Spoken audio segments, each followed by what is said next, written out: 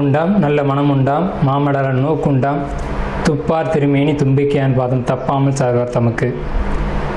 இப்போ நம்ம இந்த வீடியோவில் பார்க்கக்கூடிய தலைப்பு குரு பெயர்ச்சி 2026.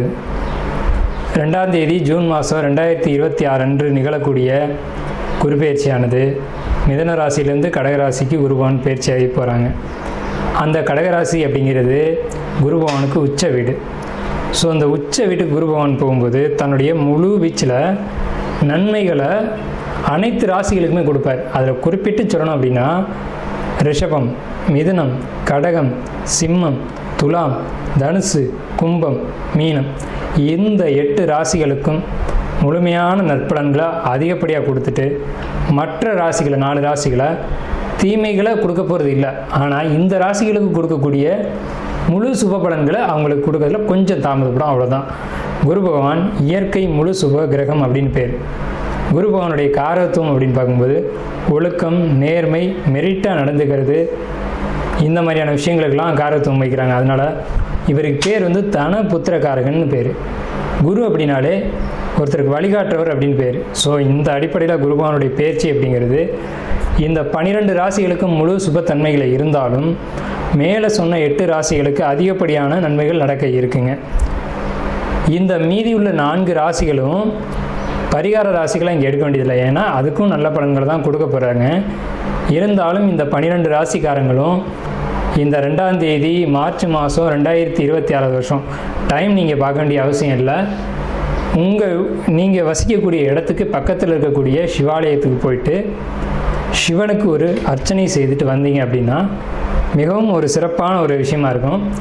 குரு பகவானை வழிபடுறது மூலமாக ஒருத்தருக்கு தனம் கிடைக்கும், கல்வி கிடைக்கும், பொருளாதாரம் கிடைக்கும், சமுதாயம் அந்தஸ்து கிடைக்கும், கௌரவம் கிடைக்கும். நம்ம சொல்கிறோம் இல்லைங்களா, ஒயிட் காலர் ஜாப்னு சொல்கிறோம் இல்லைங்களா, பேங்க்கில் வேலை பார்க்கக்கூடியவங்க, பணத்தை எண்ணக்கூடியவங்க, அழுக்குப்படாமல் வேலை செய்யக்கூடியவங்க, இந்த மாதிரியான விஷயங்களுக்கு காரத்துவம் வைக்கக்கூடியவர் யாருன்னு கேட்டிங்கன்னா குரு பகவான் தான். அதுலேயும் கடகராசியில் குரு வர்றது அப்படிங்கிறது கஜகேசரி யோகம்னு பேர். கஜகேசரி அப்படின்னா 100 யானைகள் சண்டையிட வரும்போது ஒரு சிங்கம் எதிர்த்து போட்டிட்டு அந்த 100 யானைகளையும் விரட்டி தள்ளுறது அப்படின்னு பேர். ஸோ இப்படிப்பட்ட கஜகேசரி யோகத்தில் நிகழக்கூடிய இந்த குரு பெயர்ச்சி 2026ஆம் ஆண்டு அப்படிங்கிறது 12 வருஷத்துக்கு ஒரு முறை ஒரு சிறப்பு வாய்ந்த ஒரு வருஷமாக இருக்கும். இதுக்கு பிறகு இன்னும் ஒரு 12 வருஷம் கழித்து தான் இந்த ஒரு சிறப்பான ஒரு குரு பெயர்ச்சி அப்படிங்கிறது நிகழும். ஸோ உங்களுக்கு இந்த குரு பெயர்ச்சி கடகராசிக்கு பயிற்சி ஆகுது. குரு பலன் அப்படின்னு பார்க்கும்போது சந்திரன் என்ற வீட்டுக்கு, அதாவது கடகராசிக்காரங்களுக்கு அல்லது ரிஷபராசிக்காரங்களுக்கு மேலே சொன்ன இந்த 8 ராசிக்காரங்களுக்கும் குரு பலன் அப்படிங்கிறது வந்துடும். ஸோ குரு பலன் வந்துருச்சு அப்படின்னாலுமே திருமணம், குழந்தை பாக்கியம், பொருளாதாரம், வேலைவாய்ப்புகள் போன்ற அனைத்து விதமான சுபகாரியங்களும் நடக்கும். சுபகாரியம் நடக்கணும் அப்படின்னா குரு பலன் வேணும். சந்திரன் என்ற வீட்டுக்கு குரு வர்றது, அவர் வீட்டுக்கு சந்திரன் என்ற வீட்டுக்கு 2ஆம் வீட்டில் குரு வர்றது, சந்திரன் என்ற வீட்டுக்கு 5ஆம் வீட்டில் குரு வர்றது, சந்திரன் என்ற வீட்டுக்கு 7ஆம் வீட்டில் குரு வர்றது. இப்போது மகர ராசிக்காரங்களுக்கு 7ல் குரு, இதுவே மீன ராசிக்காரங்களுக்கு 5ல் குரு, இப்படி 5, 7, 9, 11. இப்போ அந்த அடிப்படையில் பார்க்கும்போது மீன ராசிக்காரங்களுக்கு 5ல் குரு, தனுசு ராசிக்காரங்களுக்கு அது விழுகாது. இதே விருச்சிக ராசிக்காரங்களுக்கு 9ல் குரு. அப்போ விருச்சிக ராசிக்காரங்களுக்கு குரு பலன் இருக்குது 11. கன்னி ராசிக்காரங்களுக்கு 11ல் குரு. ஸோ இவங்களுக்கெல்லாம் கன்னி, கடகம், விருச்சிகம், மகரம், மீனம் இந்த ராசிக்காரங்களுக்கெல்லாம் குரு பலன் அப்படிங்கிறது நிகழ்ந்திருக்கு. ஸோ இவங்களுக்கெல்லாம் கல்யாணம், திருமணம், குழந்தை பாக்கியம், வேலை வாய்ப்புகள் போன்ற அனைத்து சுப விஷயங்களும் கண்டிப்பாக கிடைக்கும்.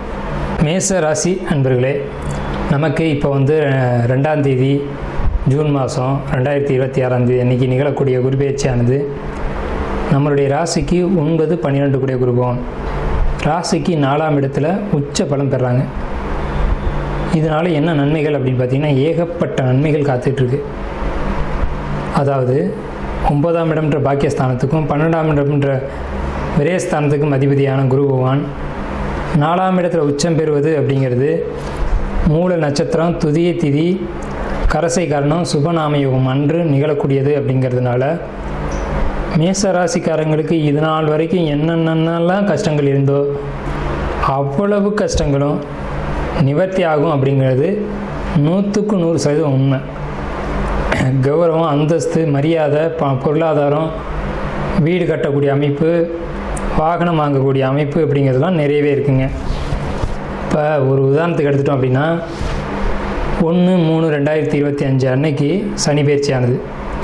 அப்போ 7.5 சனி அப்படிங்கிறது தொடக்கமான காலகட்டம் மேசராசிக்கு.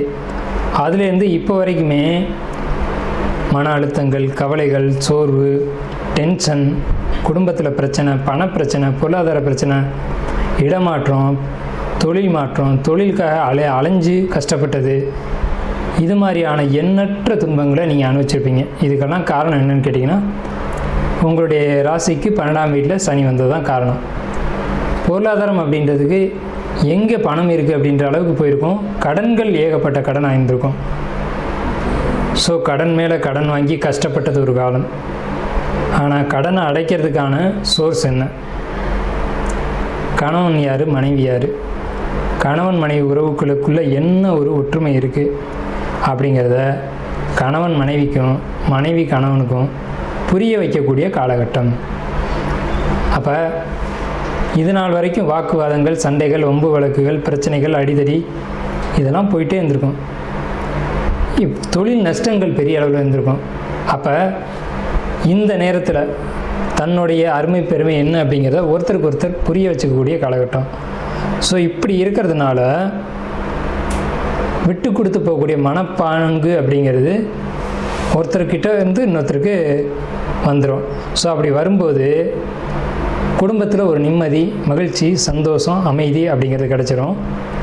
அதே போல் மேசராசிக்காரங்களுக்கு திருமணமே ஆகலை, 25 வயசு சார், திருமண வயசில் இருக்கான் என் பையன், கல்யாணம் ஆகலை அப்படின்றவங்களுக்கு சரி, வெளிநாடு போகலாம் அப்படின்னு முயற்சி பண்ணுறேன், வெளிநாட்டுக்கு போக முடியலை, சிரமமாக இருக்குது, பாஸ்போர்ட்டில் தப்பாக வந்துடுது, அதே மாதிரி விசா கிடைக்கல, எங்கே போனாலும் தட்டிக்கிட்டே போகுது, வேலை கிடைக்கல, தொழில் அமையல, இப்படின்னு சொல்லக்கூடியவங்களுக்கு எல்லாருக்குமே என்னன்னு கேட்டிங்கன்னா இந்த குரு பயிற்சிக்கு மேலே சரியான வேலைகள் அமையிறது, சரியான தொழில் வாய்ப்புகள் அமையிறது, சரியான சிந்தனைகள். ஒரு முடிவு எடுத்தோம் அப்படின்னு சொன்னோம்னா அந்த முடிவு கரெக்டாக இருக்கணும். குழப்பத்திலே ஒரு முடிவு எடுத்தோம்னா சரியாக இருக்காது. அதுதான் 12ஆம் இடத்து சனி. ஆனால் 4ஆம் இடத்துல உச்சம் பெற குரு அப்படிங்கிறதுனால சிந்தனைகள்லையும் மனசுலையும் ஒரு புத்துணர்ச்சியும் தெளிவும் கண்டிப்பாக கிடைக்கும். இந்த புத்துணர்ச்சியும் தெளிவும் கிடைக்குது அப்படிங்கிறதுனால நம்ம போகிற பாதைகள் எல்லாமே நல்ல பாதையாக இருக்கும். இப்போ உதாரணத்துக்கு நம்ம மேலே சொன்ன மாதிரி ஒரு இடமாற்றம் அல்லது தொழில் மாற்றம் அப்படின்னு எடுத்துக்கிட்டோம்னா செஞ்சுருந்த தொழில் நல்லா போயிட்டு இருந்திருக்கும். தொழிலில் திடீர்னு ஒரு புரட்சி பண்ணுறேன் அப்படின்ற பேரில் இடத்த மாற்றிட்டு அங்கே போய் ஒரு சிக்கலில் உட்காந்துருவாங்க இந்த மேசராசிக்காரங்க.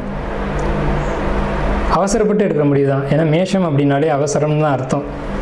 இந்த அவசர முடிவுகள்னால பிரச்சனைகளுக்குள்ளே மாட்டிக்கிட்ட நீங்கள் இந்த குரு பயிற்சி வரும்போது நம்ம தப்பு பண்ணிட்டோம் அப்படின்றது உணரக்கூடிய காலகட்டம் வரும்.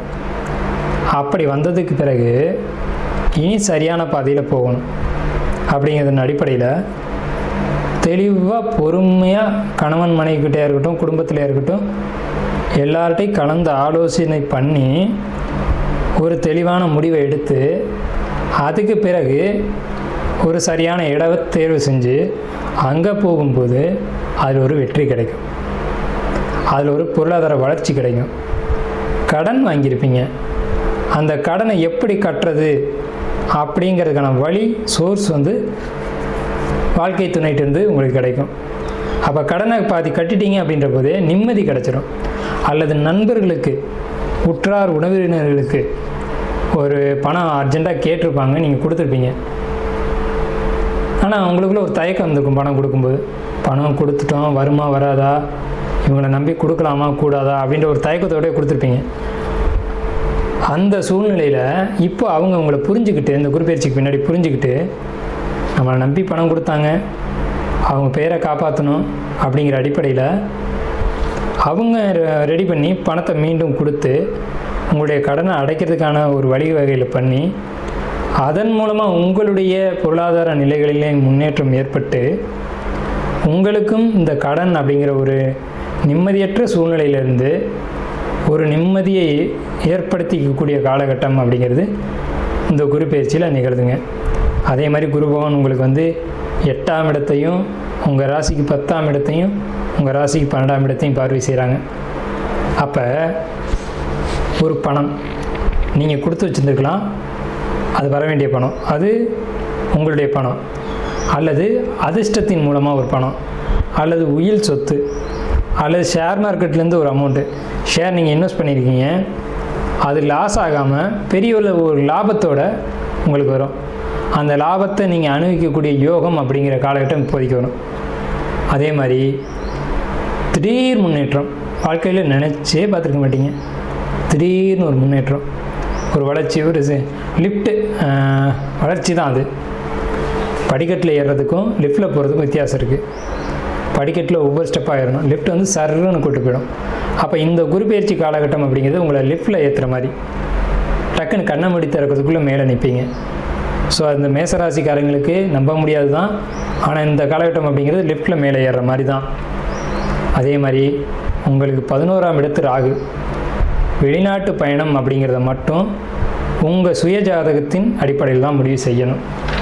ஆனால் உங்களுக்கு வெளிநாட்டு பயணம், வெளிநாட்டு வேலை வாய்ப்பு, வெளிநாட்டில் போய் அடிமை வேலை செய்யக்கூடிய யோகம் அப்படிங்கிற அமைப்பெல்லாம் கூடி வரும். பொதுவாகவே மேசராசிக்காரங்க அப்படின்னாலுமே யாருக்கிட்டையும் போய் அடிமையாக வேலை செய்ய மாட்டாங்க. ஏன்னு கேட்டிங்கன்னா அந்த ராசியினுடைய அமைப்பே அப்படி தான். சுயமாக முடிவெடுப்பாங்க, அவசரப்பட்டு முடிவெடுப்பாங்க.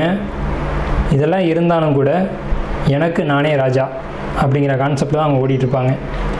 ஸோ தொழில் அப்படின்றத பொறுத்த வரைக்கும் கொஞ்சம் நொடிஞ்சு போனாலும் வேலைக்கு போகக்கூடியவங்க, ஜாபில் இருக்கக்கூடியவங்களை பொறுத்த வரைக்கும் வளர்ச்சி மிகப்பெரிய அளவில் இருக்கும். என்ன ஜாபாக இருந்தாலும் சரி, குறிப்பாக வந்து ஒரு சிஸ்டம் ஒர்க்கு, மரியாதைக்குரிய வேலை, அல்லது அரசு பதவியில் இருக்கக்கூடியவங்களுக்கு ரொம்ப யோகமான காலகட்டம். நீங்கள் மேசராசியாக இருந்து அரசு பதவியில் இருந்தீங்க அப்படின்னு சொன்னால் முழு யோகமான காலகட்டம் இந்த காலகட்டம். அதில் மாற்றுக்கிறதுக்கு இடமில்ல. ஒன்றும் ப்ரமோஷனோ இன்க்ரிமெண்ட்டோ ஒரு வளர்ச்சி அப்படிங்கிறது உங்கள் வாழ்க்கையில் இந்த காலகட்டத்தில் நிச்சயமாக அந்த காலகட்டத்தில் வரும். அதே மாதிரி வேலையே இல்லை சார், சும்மாவே இருக்கேன் சார் அப்படின்னு சொன்னீங்கன்னா கண்டிப்பாக ஒரு வேலை அப்படிங்கிறது உங்களை தேடி வந்து கதவை தட்டும். அந்த வாய்ப்பை பயன்படுத்தி நீங்கள் முன்னேற்றத்தை அடைங்க அப்படின்றது நம்மளுடைய ஒரு வேண்டுகோள். இதில் என்னன்னு கேட்டிங்கன்னா, பழைய சுருதி பாடல் படி பலன் எடுத்தோம் அப்படின்னம்னா, பதியில் பலவித தோடம் மாதே பகருமோர் எதிரிக்கு உற்சாகம், நான்கில் விதியில் சூதலாடி புவியில் விளங்கும் யாவற்றையும் தோத்தார் ஐவர் அப்படின்னு வரும். அப்படின்னா அந்த பஞ்சபாண்டவர்கள் சூதுகளாடி தோற்ற காலகட்டம் தான் 4ஆம் இடத்துக்கு குரு வர்ற காலகட்டம். ஆனால் இந்த குரு பயிற்சி மேசராசிக்கு வரும்போது மட்டும், மேசராசிக்கு 4ஆம் இடத்துக்கு வந்தது தவறு தான், ஆனால் உச்சமடைஞ்ச குருவாக வந்திருக்கிறது யோகம், முழு யோகம். ஸோ இதில் வந்துட்டு உங்களுக்கு நன்மைகள் மிக மிக மிக மிக அதிகம். மிக மிகன்னா 99.9% நன்மைகள் இந்த 12 வருஷத்துக்கு ஒரு முறை வந்திருக்கு உங்களுக்கு. உங்களுடைய சுயஜாதகம் அதுக்கு சப்போர்ட் பண்ணிச்சு அப்படின்னு சொன்னால் திடீர் அதிர்ஷ்டங்களை நீங்கள் கண்ணில் பார்ப்பீங்க. வாழ்க்கையில் எட்ட முடியாத உயரத்துக்கு நீங்கள் போவீங்க. இது ஒன்று வார்த்தை ஜாலம்லாம் இல்லை, நடக்கக்கூடிய விஷயங்களை மட்டும்தான் நம்ம சொல்லியிருக்கோம்.